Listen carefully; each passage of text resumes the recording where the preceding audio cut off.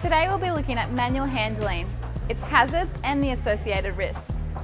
Manual handling is any activity requiring the use of force extended by a person to lift, lower, push, pull, carry or otherwise move an object.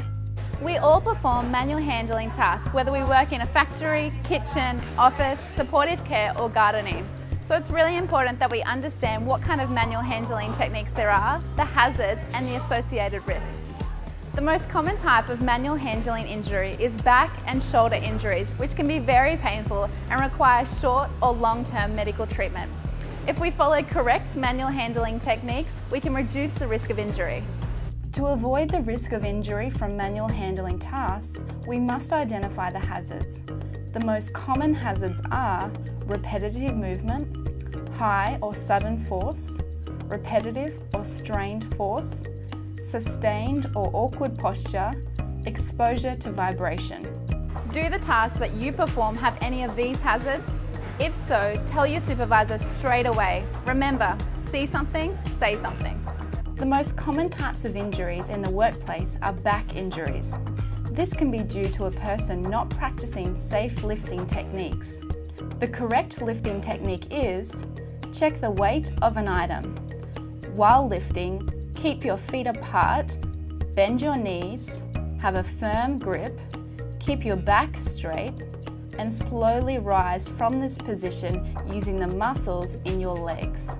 The correct way to carry the box and lower it onto a pallet is: hold the item close to the body at waist height, keep the feet apart, have a firm grip, bend the knees, keep your back straight, and slowly lower the item, ensuring fingers are not at risk of being crushed by the load. If an item is too awkward or heavy to be lifted by one person, work as a team to lift a heavy item. We also need to push and pull items safely to avoid injuring ourselves or others. To safely push items along a conveyor belt, use both hands, gently push the item down the belt. Keep your back straight, avoid twisting, and your arms should be close to your body.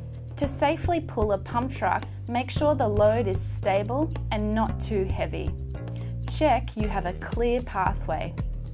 Get a good grip using both hands to keep your back straight. Brace your legs for maximum power and bend your knees to allow your leg muscles to move the load. Walk slowly with the pump truck and alert people nearby that you are coming through. Mechanical aids are used to move items that are too large or too heavy for us to move.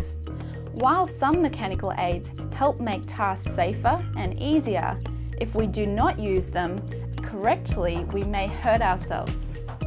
Some of these aids require special training or licenses to be able to use them.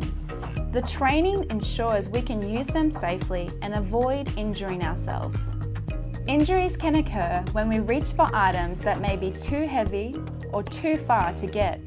When we overreach, we put a lot of pressure on our body as it stretches to get the item. One example is at a workstation. The items we use most often should be easy to reach and in front of us.